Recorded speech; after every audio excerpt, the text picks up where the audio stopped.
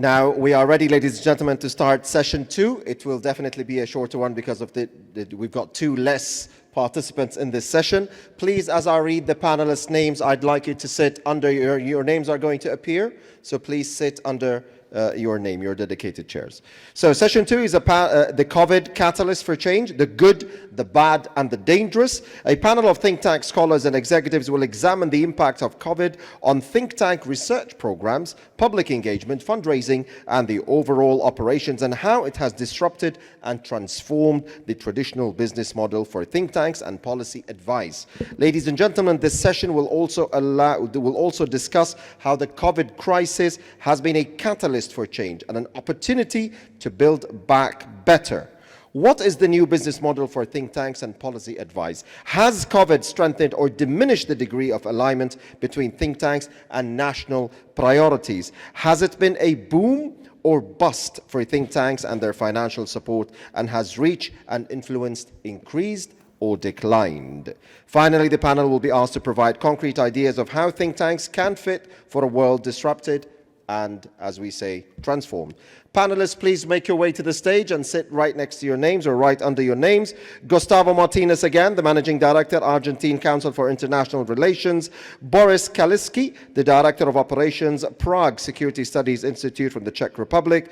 Mohammed Sulami, Founder and President, Rasana International Institute for Iranian Studies, Saudi Arabia. Lydia Rudi, the Director of Communications and Special Advisor on U.S.-ASEAN Affairs, Economics. Thank you. I've been actually asked to finish by 12:50, and I will try to do that. Good morning to everyone. I will be short myself to keep the time that we are supposed to keep. I will start this session on the good, the bad, and the dangerous of the change for think tank with a quote, a short quote from Murakami, Kafka on the Shore. And the quote is, "And once the storm is over, you won't remember how you made it through, how you managed to survive. You won't even be sure whether the storm is over. But one thing is certain, when you come out of the storm, you won't be the same person who walked in." Even think tanks, and we heard the previous panel, don't know whether the COVID storm is over. And John Allen said it will be here for a long, long time.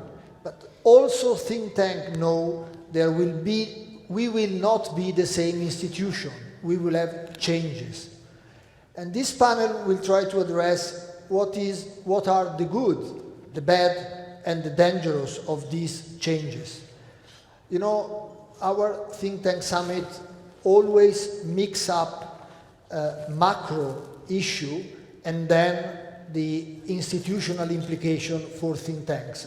And this is the panel addressing the institutional implication for think tanks. We have an hour. I will be tougher, difficult than Abla. So we decided to have 7 minutes each for each panelist to be able to get some feedback, statement, or question from you, from the audience. I will immediately start with Mohammed. The 4 areas we will investigate are changes in research, changes in dissemination and public engagement, changes in fundraising, and changing in our role in policy advice and alignment with other think tanks. So, as I said, let me start with Mohammed. You have the floor for your 7 minutes, Mohammed. How did we change? What was the good, the bad, and the dangerous in research? Thank you very much, Paolo, and thank you for Dirasat and for TTCSP for putting this gathering together.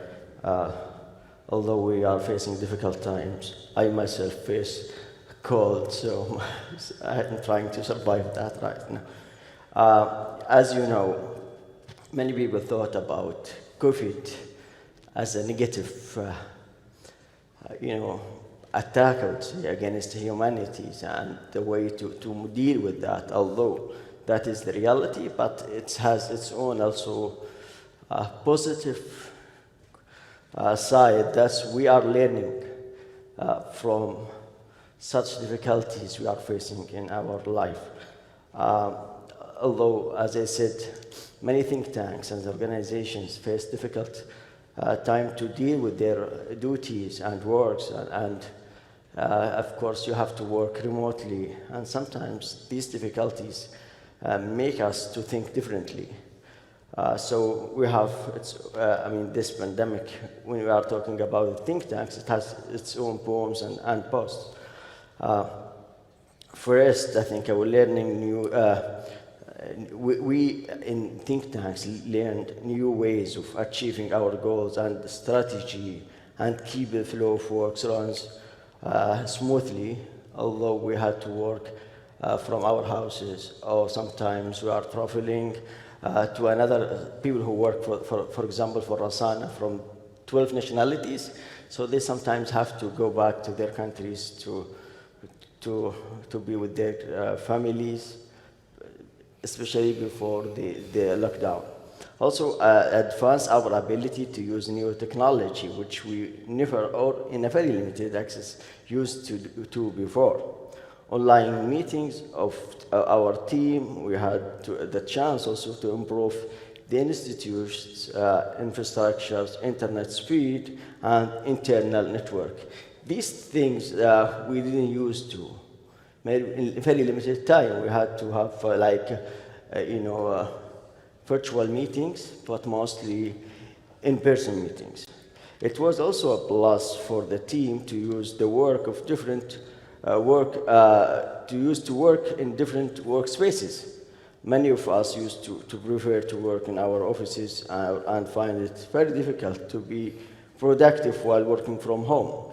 By now, we managed to be very productive while working from home as well.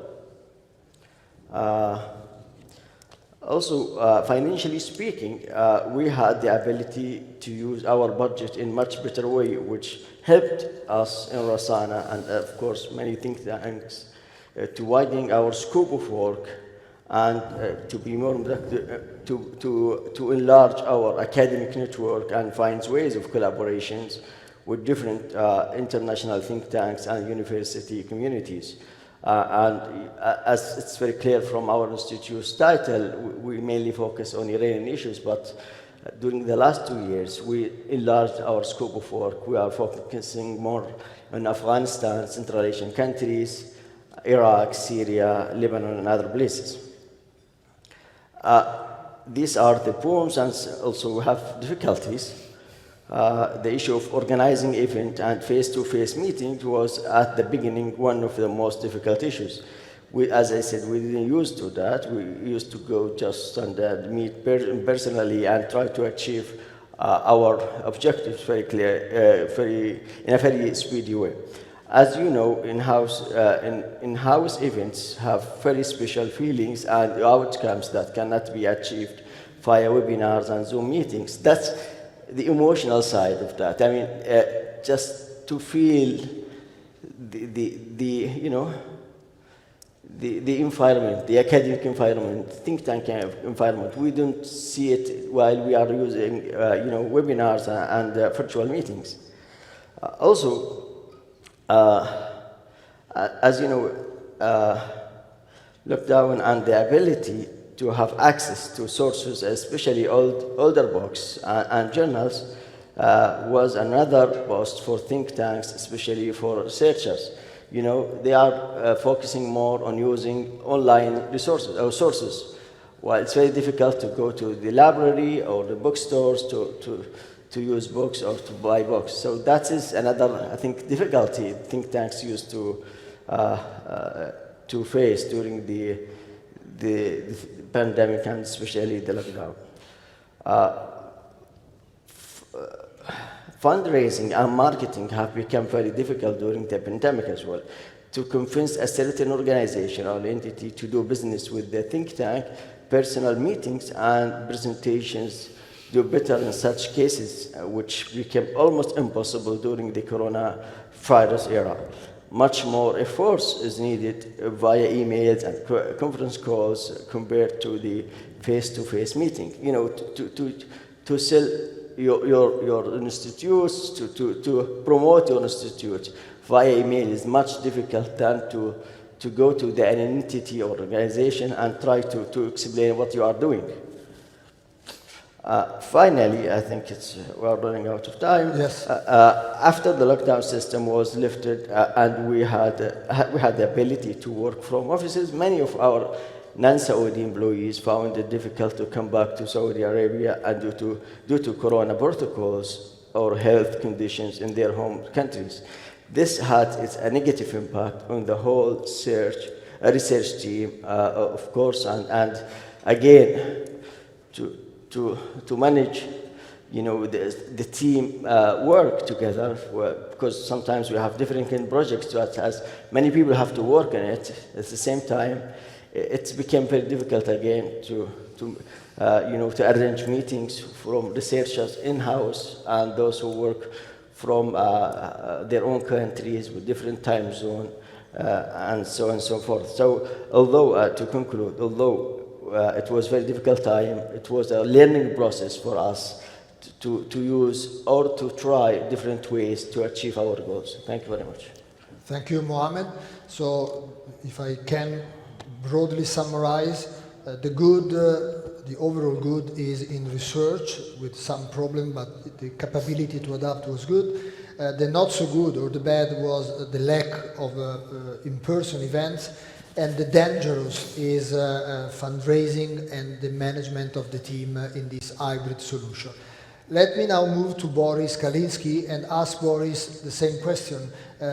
What is the good out of this period? What is the bad and what is the dangerous? Thank you, Paolo. Good morning, ladies and gentlemen. I thank you very much to the organizers, to TTCSP and to their staff for hosting this event. I have to thank Dr. McGann, who gave me the opportunity to speak here. It was very brave of him because I haven't spoken for 2 years at such an event, so please be kind to me. When we had a preparatory meeting on this panel, he asked us if you want to simplify it, try to decide whether it has been a boom or bust for what national security think tanks in the region, which is Central Europe in my case. And I would go for boom, and I would say for now. Before the pandemic, think tanks, colleagues, and the security community in our region were pointing to outside powers trying to discredit our institution, our liberal democratic order, those that were undermining social cohesion, or these powers were trying to create an environment permissive to their interest. And for years, our community tried to address this. Now, over the past years, these threats were unexpectedly reconfirmed, and it was often without the direct relation to the pandemic. One example was an older explosion of an ammunition depot that was linked to the operation of secret services in Czech Republic. Or we have now a situation at the border between Belarus and Poland that evolved into a humanitarian crisis. Now, on the other side, then we have the many security concerns that were caused or reinforced by the pandemic itself. The pandemic has revealed that our governments and our institutions lacked crisis management capabilities to address the pandemic directly. And now, especially these days, we see that they lost the battle to win hearts and minds in the long run, especially vis-à-vis vaccination. In Central Europe, domestic and foreign disinformation campaigns resonate more than the communication of the state, and unfortunately we are now facing already a fourth and the strongest waves among our unvaccinated fellow citizens. Now, let me get back to the argument about the boom. Over these 2 years, think tanks have highlighted and helped implement solutions that probably no one in our countries would place a bet before. We could, the governments and our institutions were motivated to reduce the operation of unfriendly secret services.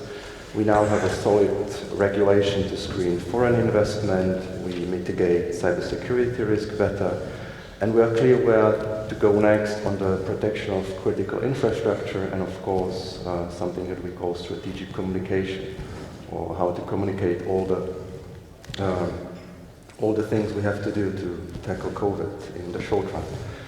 Now, what's next? Much of the work that we as think tanks could contribute was supported by foreign donors. From my small chair in Prague, I assume that we still haven't fully seen the effects on COVID on their funding and on the projects and budgets.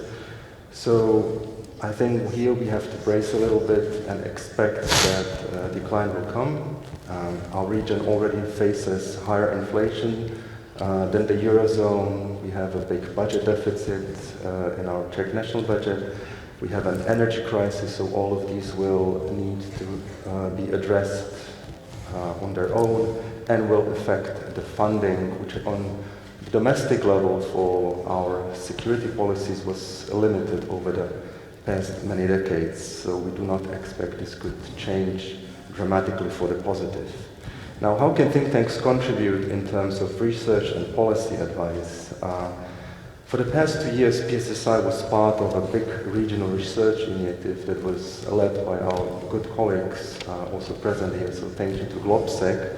And we were preparing together a vulnerability index of the region by assessing how countries are susceptible to foreign influence in areas such as information space, academia, public administration, or civil society. Knowing vulnerabilities points us to the building of resilience, which is now a key term in many EU and NATO strategies. So we will definitely work on the conceptual work and translate these resilience building policies on the regional level. And we will also continue to work on policies that need an international or global approach and that are kind of beyond the regions, where we as a small thing can still think and do lead the way. In other case of our Prague Security Studies Institute, we will continue to contribute to the resilience of our space infrastructure, and we will try to highlight the human rights and national security and also investor protection implication for the global capital markets. And I leave it here. Thank you very much for your attention, and I'm looking for the contribution of my fellow co-panelists. Thank you. Thank you, Boris. Again, I try to sum up in 2 words. The good is more cooperation. Cooperation still goes on. The danger is funding, as mentioned by Mohamed previously. Let me now move to the third panelist, who is Lydia Radi, who is in the center of our panel. Lydia, the good, the bad, and the dangerous for your think tank after the pandemic. Thank you, Paolo.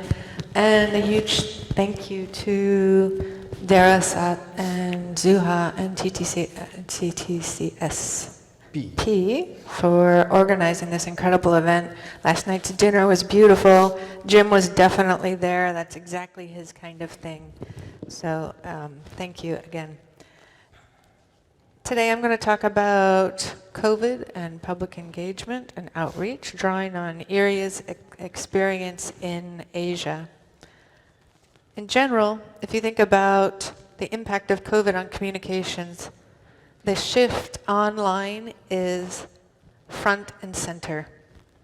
In 2021, 63% of the world's population was using the internet. That's up 17% from just 2 years earlier, 2019. In Asia, that jump was 24%. So this has presented both challenges and opportunities for think tanks. Is it a boom or a bust? From a comms perspective, it's overall been a boom. Initially, it was a huge amount of work because suddenly everything had to go online, and my very small team was overworked for a period of at least 6 months, but we grew both in terms of skills and we added another team member. There are the downsides. Online events, as our colleagues have mentioned, don't enable this kind of informal networking. You can't have the nonverbal communication or the side conversations where you get such important kinds of input. Hands-on workshops and our capacity building had a very hard time. But we also recognized opportunities. Most notably, scalability. As a regional think tank, going online meant that our events went from 40 participants in person in Bangkok or Jakarta or Phnom Penh, up to 400 plus participants from all over the region and actually all over the world. And we saw the participation of completely new audiences from not just different faraway geographies, but also from rural areas where there was connectivity. That's another issue. Without COVID, this would not have happened not because of a lack of inspiration on our side, but because people would not have attended online events. It's also become much easier to record our events and put them online immediately, creating a permanent record that can be accessed anytime, anywhere by anyone. So how do we position ourselves moving forward? And I'm going to make just 2 points. Number 1, trusted information is gold. I'll use a story to illustrate this. The first thing that we heard about COVID in Indonesia was a story of a mother-daughter duo who went salsa dancing at a Mexican restaurant. The story was splashed across the headlines of local papers and emphasized that this was an isolated case occurring in an elite community that was heavily influenced by foreigners. This translated into a narrative that the spread of COVID could be contained because it happened in a small insular community. After that, it became a question of watch and wait. But watching in this context was very limited because what we really needed to understand what was happening was information that we could trust, which was very difficult to attain. Journalists were calling us all the time, asking what numbers we had. All we could report were the official government figures, which weren't very reliable. Some papers went so far as to hire helicopters to fly above Jakarta to try and count the number of graves that were being dug, just so that they could compare that to the previous year's averages. Misinformation, fake news, disinformation became increasingly rampant, outlandish. Someone I knew was told that if she tested positive on a COVID test, the government was going to find a way to throw her in a hospital and kill her. This type of fake news was happening on social media, especially WhatsApp, and it was happening across the whole region, and various different stories. IRIA responded quickly by organizing a public event on disinformation with the ASEAN Secretariat and with journalists from across the region. We published an event report that includes references to fact-checking projects in all the different countries. Moving forward, it's more important than ever that think tanks be trusted sources of information. And as much as we can't really believe this, we actually have a long ways to go on this. A poll in 2018 showed that only 20% of Americans trust what think tanks say. 30 seconds. 30 seconds? Yep. Time passes. This is in line with what some people have called the death of expertise. My second point, we need a new business model that focuses more on issues and values. So while the digital shift moved us into a situation where we felt a lack of connection, in some ways it turned our relationships more personal. So we moved out of our offices into our homes, and Zoom created sort of a window into our private lives. Suddenly, curious kids were in the background of our colleagues' Zoom meetings, and we could see their books on their bookshelves. We knew who was living at home taking care of ailing parents. This has created a whole new understanding of our colleagues and our communities and the vulnerabilities that we all face. So in fact, worldviews have shifted and become more focused on values and meaning.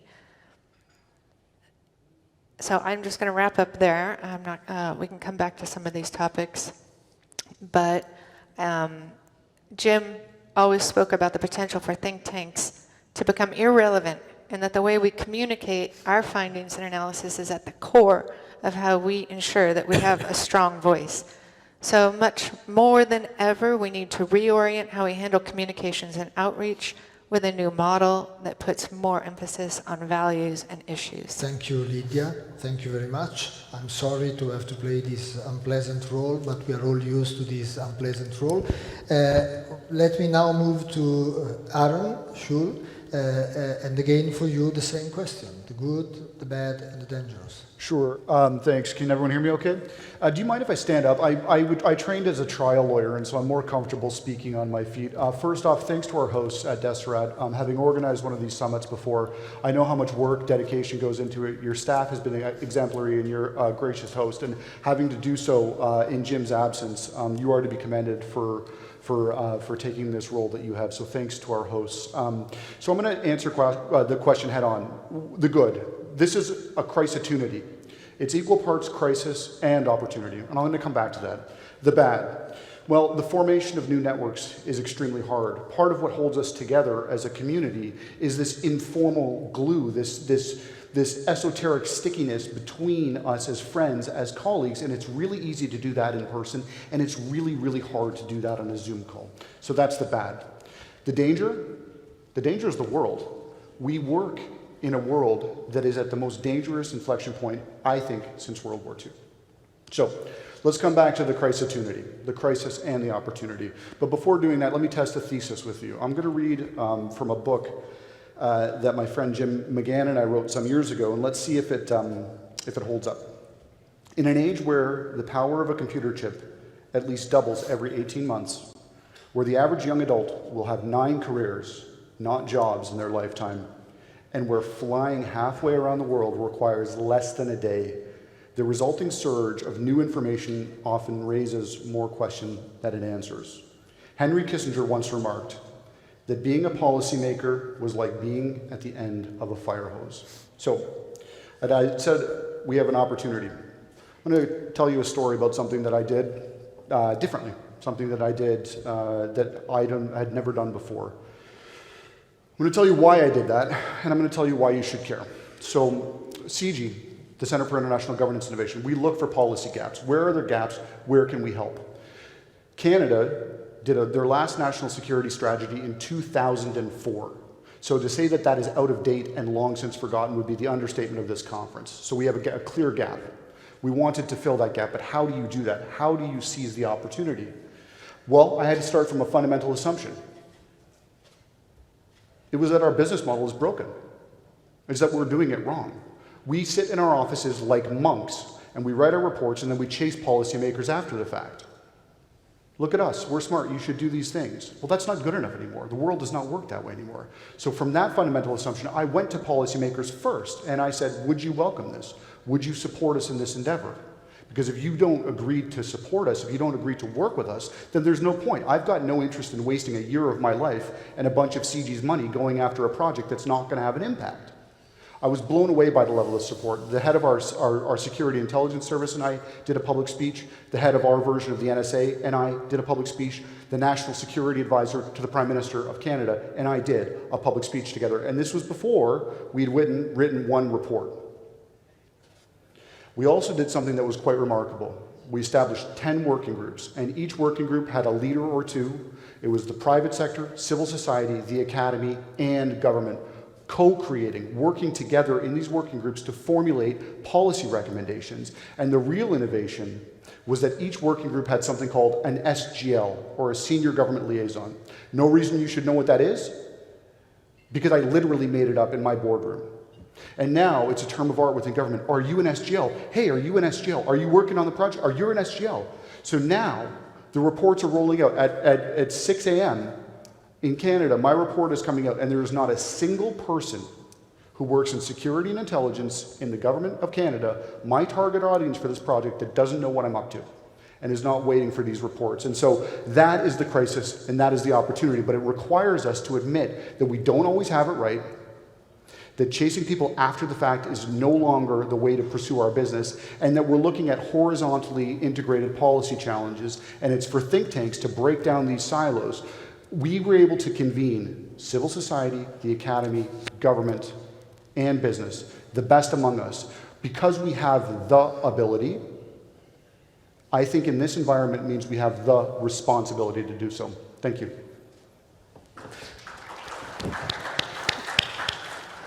You saved 2 minutes and a half. So I'm economical, Paolo. I could go back to Lydia, which I cut short before first. Thank you, Aaron. That was a clear and useful example of how you turn a crisis into opportunities.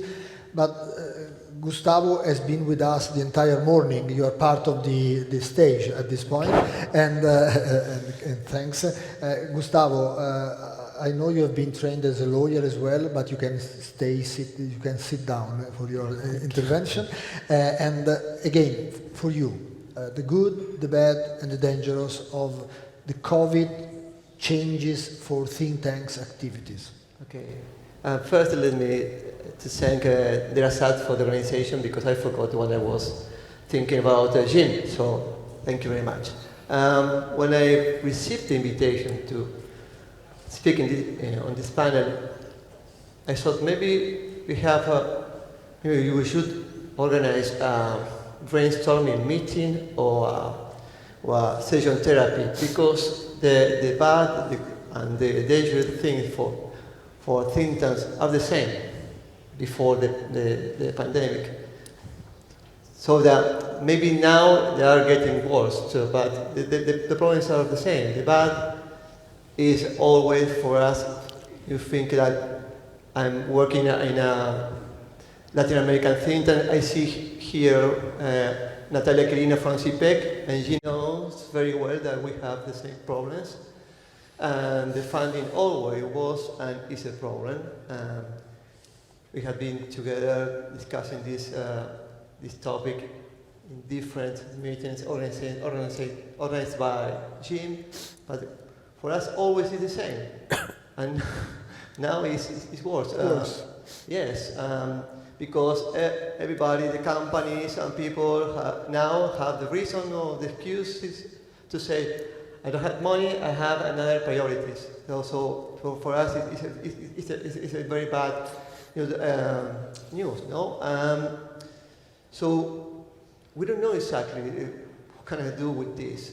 I think it's getting worse in the future.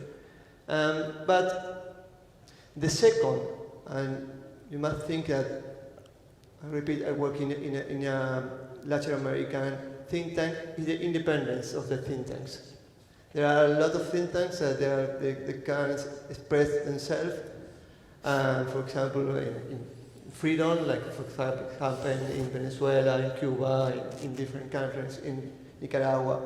So that is the second for some of us. But has the pandemic changed that? I mean, how do you relate that to the post-COVID situation? Because funding got worse. Yes, and the independence was affected by the pandemic? No, so it's an ongoing it problem. depends on the State. country. I know in Venezuela or Cuba, the state is very strong, so the public sector is very strong, so I think it's getting worse as well. Okay. And the good news, think to account annex. Proper example, for example, in Cali, in my institution, people like to go to the branch. We organize every week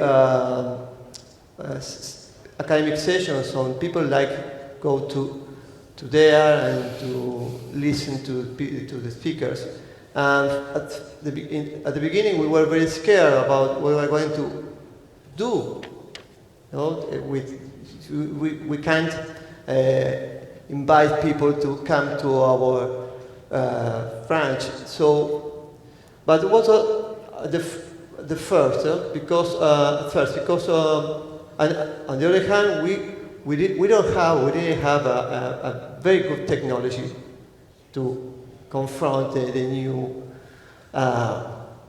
new stage. So, but I mean, the good thing was that I was trying during a lot of years, trying to put on the technology in, because our constituency, like I repeat, like to see each other, and I couldn't, but this situation forced us to hire and to put on the technology.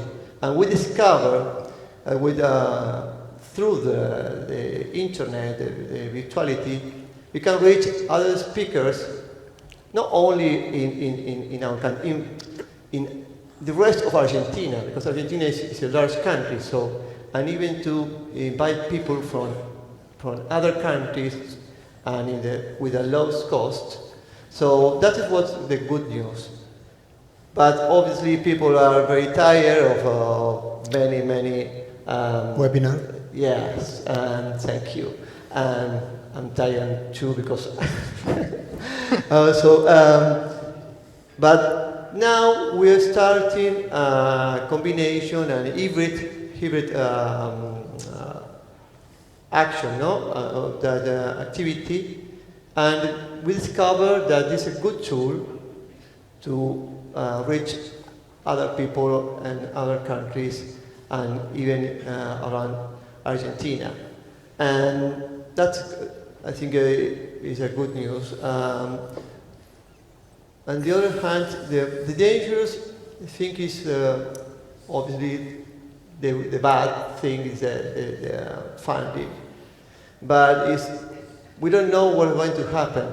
We don't know how we're going to face or going to get a good way, because we don't know.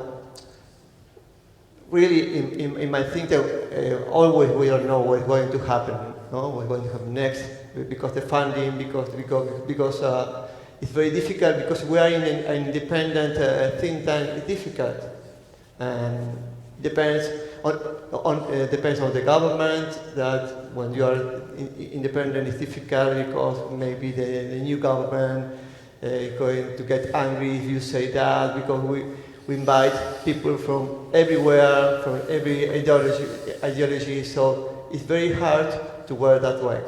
Thank you. Thank you, Gustavo, and thank you, Gustavo, also for taking the challenge of 2 panels in a row. I think it's 4 o'clock in your country. I mean, you are or late night. So getting here and having in the middle of the night two panels is very generous on your side, and I thank you also on behalf of the host organizers. Now, before we turn to you, let me add. Since I ran a think tank myself, let me add in 30 seconds one of the dangerous or bad issue that was raised, but I want to give you a specific example. The issue of funding and sponsor to our activities. 2 years ago, funders, and I take the example of my Rome Med conference we just finished, some of you were there. 2 years ago, when COVID came out, they were already committed the financial support, and we went virtual. So it was a win solution, because we got the same amount of money and we spent less.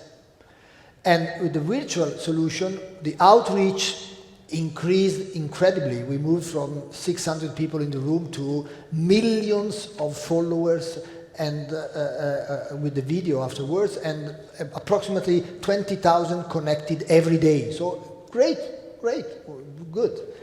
But then when we move into the second year, they cut funding because it's virtual, and we went hybrid.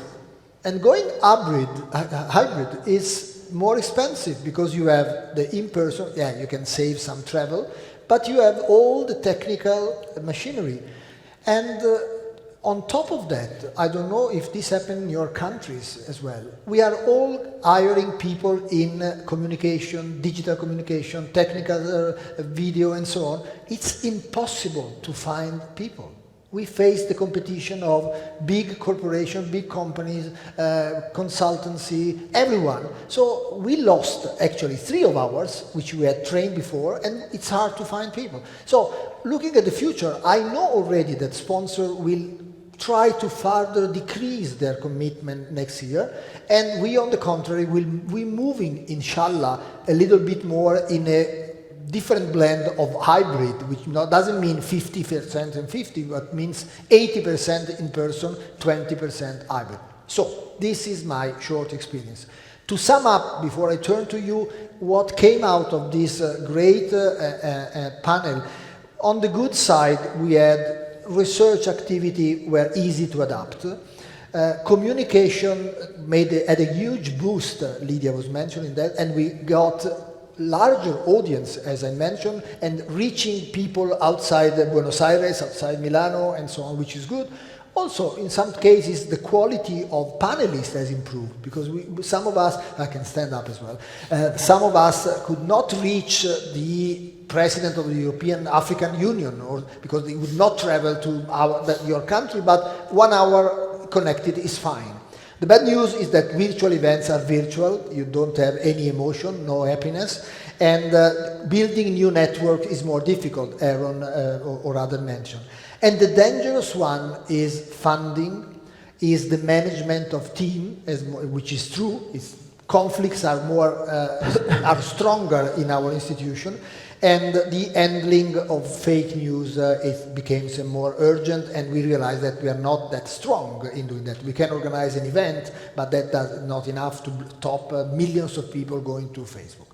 This is what the panel managed to say in this limited amount of time. We have, and I'm happy we have it, 15 minutes to get not only questions. I'm not asking questions. I'm also asking on your experience on what was good. And please, when you intervene, say, I have a good story to say, I have a bad story to say, I have a dangerous issue to raise. Natalia. Hello, thank you. Hello, everyone. I really like this panel. I think it just thrilled me on various aspects that need to be addressed today and so forth. But I would like to underline 2 things. The first one is still funding. I've been here around this think tanks business for more than 10 years, and I think that, as Gustavo said, that's the main issue. And I really find very challenging what Aaron said about our business model. I totally agree. I think it's absolutely broken, and we start to think on that all over again from scratch, and I think this summit will help us in doing so. And the last thing is a very dangerous thing that we found, at least in our country, which is that politics are done in person, in real life. So if we want to keep on being relevant for our governments in our countries, we need to try to move forward and go back to that. Thank you. Thank you, Natalia. Now we need something on the good news, though, because these were too bad. Please. This is Iman Ragab, the head of Security Research Unit at Al Ahram Center in Egypt. I have a question, and I have a bad or a challenge that has been encountered by my institution at Al Ahram Center. And that is the COVID-19 pandemic. Actually, the center encountered a funding problem because most of the budget of the center came from international funds, and due to the COVID-19, many of these international donors stopped funding think tanks in Egypt as well as in the Middle East. The second challenge that the center is now trying to cope with and to solve, depending on the available resources, is the digital outreach of the center. The pandemic uncovered the shortage in the digital existence and the presence of Al Ahram Center. And as you already said, and the rest of the panelists, this is a very important tool to cope with the pandemic. My question to the panelists is the following. Jim McCain used to consider the pandemic as a changing or a wild card that created a crossroad for the think tanks. And the main challenge for them is to adapt. And it seems that there has been an adapting activities having in mind that think tanks are the home for problem-solving competencies. And the question that helps is? government. The question is, in the coming 5 years, what do you think the actions should be taken by the think tanks to survive and to keep the successes that has been achieved? This will be the topic of the next global summit. Nobody can answer to that in 20 seconds, but good question. Thank you very much. Action which needs to be taken in the next 5 years to adapt to the changing scenarios. Any other comments, question, good, bad? Please, Anne. Hello, this is Anna from Future Consensus Institute, which is based in Seoul, Korea. I want to share our experience and then follow with the question. We've conducted a survey just before COVID-19 outbreak, and it was done on the people who read our contents regularly. And we just wanted to know get the feedback from the people, and then we got around like a 600 response, and they are like a very distributed to like a 30% of like a people who is in the business, like including the C-suits, and then some people 20% in the government and policy makings, and some people like 20% in the academia. So it's really distributed like fairly. And we found it very interesting that the people's need for contents on the digital transformation, how are we going to survive through the digital transformation, was much, much bigger than we expected. We cast the contents on foreign policy and many other issues, but this digital transformation was so big, and this was done just before COVID-19. And as you know, there was a book titled "The Future is Faster Than You Think," which was like written by Peter Diamandis, the very star futurist from the United States.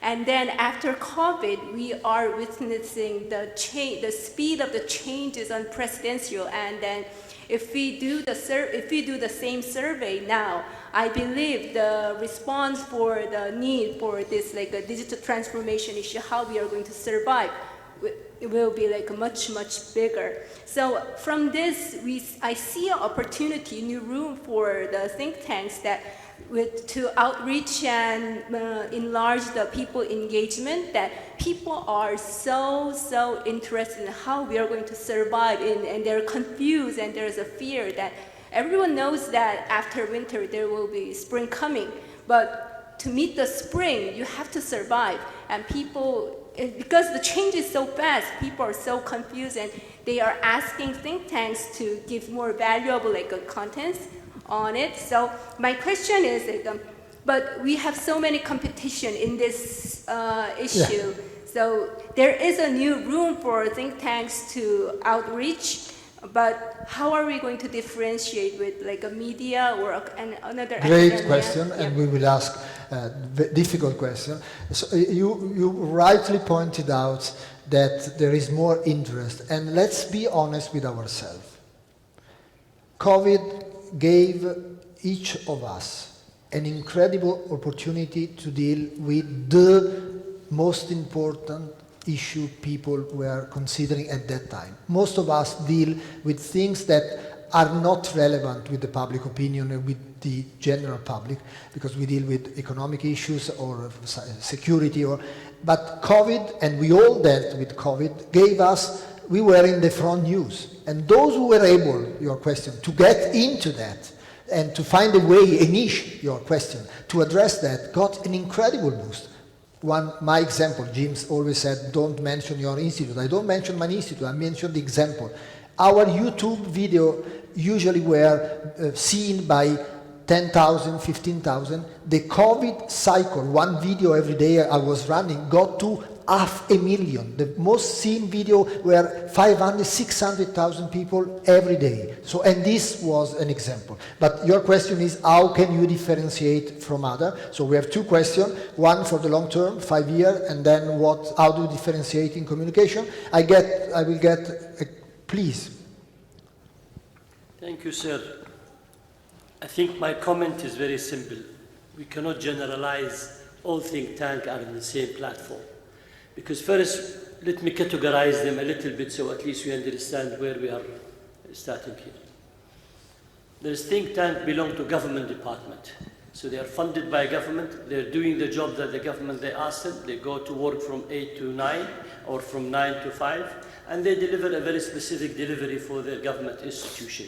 Yet they are rated with us on the rating that TTCSB is doing. Second, we have semi-government institution, which is partly funded by the government or mostly funded by the government, but yet have an umbrella of being an independent.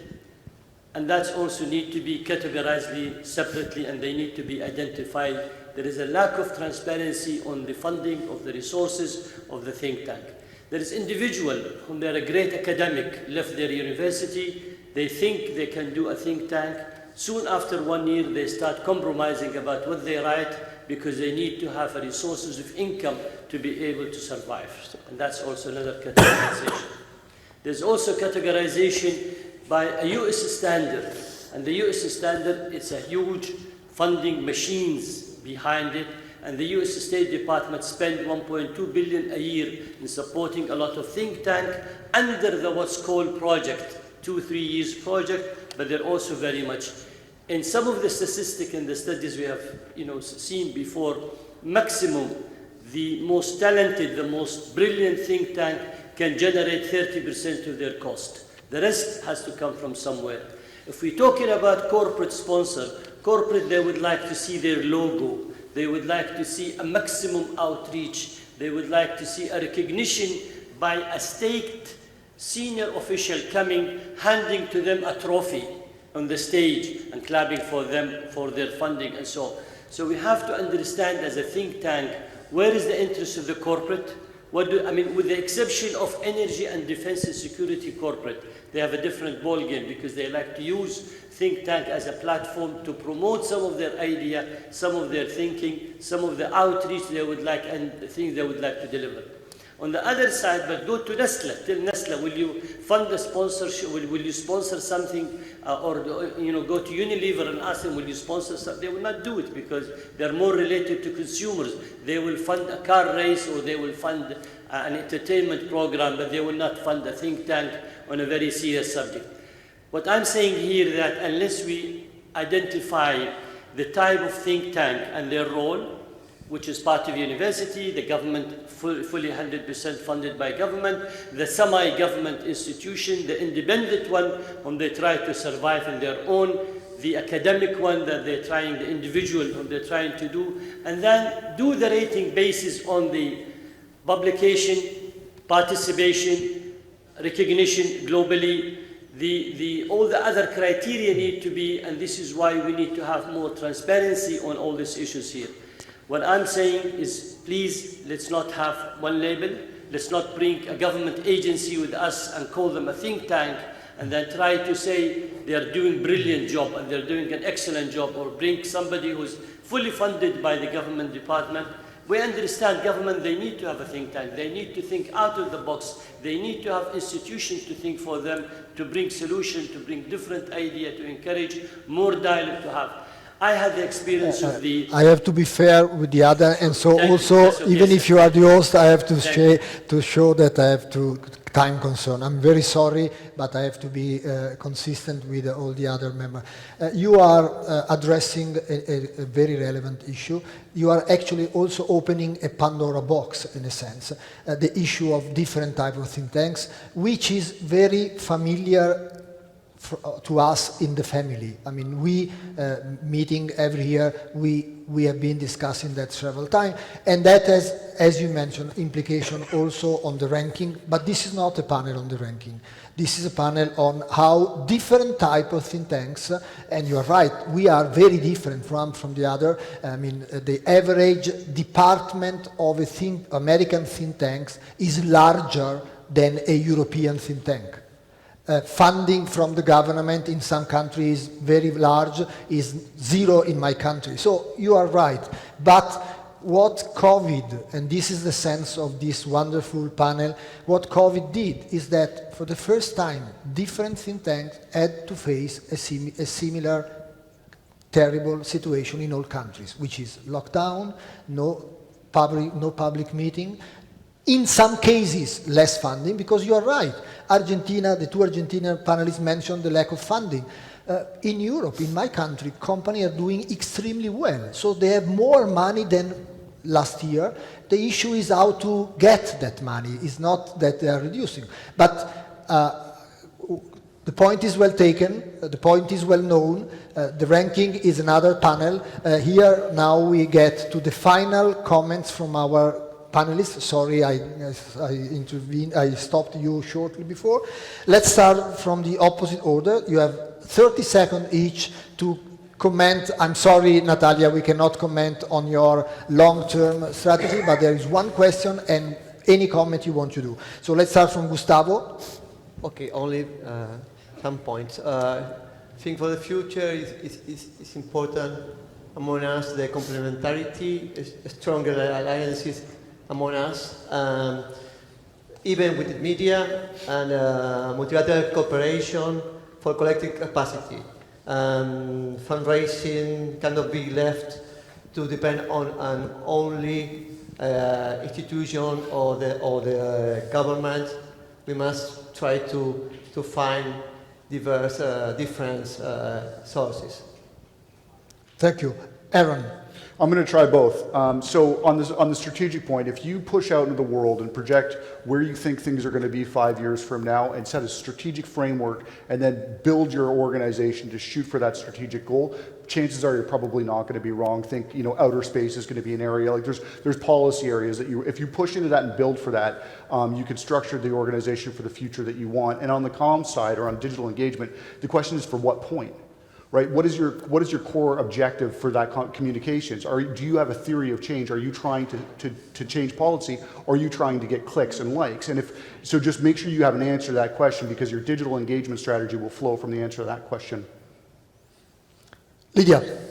Oh, right.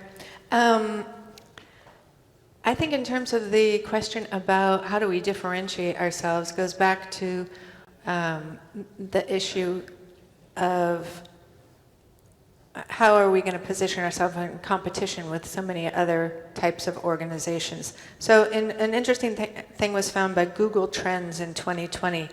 People searched for how to be anti-racist more than how to be a millionaire, and more people wanted to know how to change the world than how to return to normal. And to me, what this says is that really represents the mind shift, and I think it's in line with the kind of value that think tanks bring. Thank you. Boris? I just would like to agree what Aaron said about the hunting of clicks. I think that's a situation that we also we also invested into communication when everything went online, and I think that sometimes it was on the cost of what was special about us, where we had the niche, where we had the advantage. And we didn't really we often hunt for the clicks, although it's not really what we should be doing. And I think we should be more trying to invest into trying. And also, even if we are wrong, we should be trying to go forward with solutions. Okay. Mohammed, you have the last comment. Okay, I think our colleague from Korea raised a very important point about how to differentiate or how not to lead the think tanks to be like a media platform. This is, I think, very important. With now people are talking about social media, very speedy world. So I think we have to keep the quality. We don't need to publish every day some materials. We do not to react to the new developments in the world. Think tanks, you have to think about it. You have to do your homework, and then even come 1 week or 5 days after, but you come with a very good quality and useful material. This is, I think, very important. If we look at some think tanks, people or their Twitter or Facebook accounts became like news platform.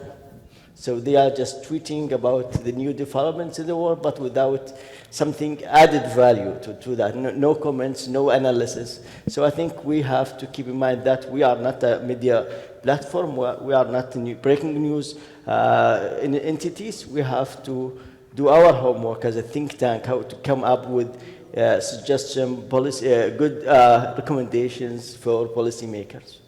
Thank you.